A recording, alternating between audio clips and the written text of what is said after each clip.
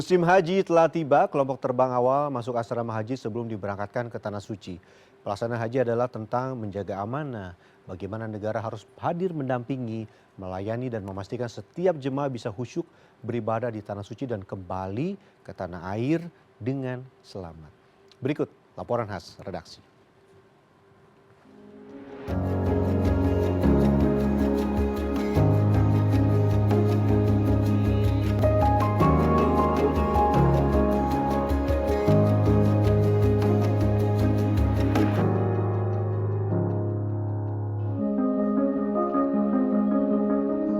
Tahapan keberangkatan jemaah calon haji sudah dimulai.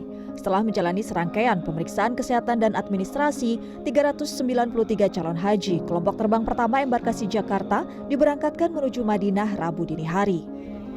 Usai pelepasan, calon haji kelompok terbang pertama diarahkan menuju bus yang disediakan PPIH menuju Bandara Internasional Soekarno-Hatta, Tangerang, Banten. Pemberangkatan dilakukan lebih awal untuk mengantisipasi kepadatan jadwal penerbangan. Di Surabaya, Jawa Timur, rasa haru dan bahagia terpancar dari wajah para calon haji yang telah menunggu bertahun-tahun untuk menunaikan ibadah haji. Salah satunya, Rohim. Ia mengaku menunggu selama 14 tahun untuk dapat berangkat ke Tanah Suci.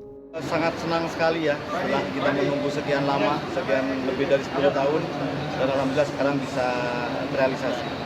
Pak, untuk persiapan fisiknya apa Pak yang dilakukan kemarin? Kemarin jaga makan tentunya, istirahat yang cukup, serta rajin olahraga. Kita coba jalan beberapa minggu. Calon haji kloter pertama ini menjalani proses administrasi serta pemeriksaan akhir di Asrama Haji Embarkasi Surabaya sebelum diberangkatkan ke Tanah Suci hari Rabu. Calon haji dilepas Gubernur Jawa Timur Khofifah Indar Parawansa sebelum diberangkatkan menuju Bandara Internasional Juanda.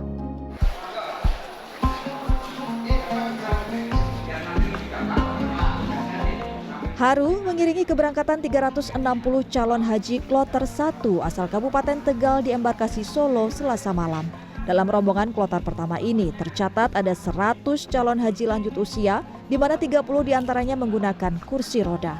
Meski kondisi fisik terbatas, semangat para calon haji untuk beribadah tidak surut. Salah satunya Safariah. Calon haji yang telah menanti selama 12 tahun ini tetap optimistis beribadah bersama suaminya meski mengalami sakit pada kakinya. Usai dilepas di asrama haji, seluruh calon haji diberangkatkan menuju Tanah Suci melalui Bandara Adi Sumarmo, Boyolali, Jawa Tengah. Dengan kursi roda kira-kira susah nggak sih Bu nanti beribadahnya? Ya, nanti bisa berdiri atau duduk Mas. Tidak ada susah. Geliat haji mulai terasa di kota suci Madinah Al-Munawwaroh. Ribuan jemaah calon haji dari berbagai penjuru dunia mulai memadati Masjid Nabawi. Tak hanya beribadah wajib, para calon haji kini juga mulai berburu waktu untuk bisa masuk ke Raudhah, area yang diyakini sebagai taman surga. Namun ada aturan ketat yang harus dipatuhi. Otoritas Arab Saudi memberlakukan aturan penggunaan kartu nusuk atau pendaftaran melalui aplikasi nusuk. Langkah ini diambil pemerintah Arab untuk mengantisipasi kepadatan yang berlebih serta menjamin kenyamanan dan keamanan jemaah saat beribadah. Saat ini saya sedang berada di jantung kota Madinah, tepatnya di pelataran Masjid Nabawi, di mana masjid ini juga terdapat makam baginda Rasulullah SAW dan beberapa sahabatnya. Di masjid ini juga terdapat Raudhah atau taman surga, di mana tempat ini dianggap sebagai tempat yang mustajab atau ijabah ketika para jamaah berdoa. Namun saat ini untuk memasuki tempat ini tidak semua orang bisa bebas dan leluasa karena mereka harus menyertakan kartu nusuk atau mendaftarkan dirinya melalui aplikasi nusuk agar bisa masuk ke tempat ini.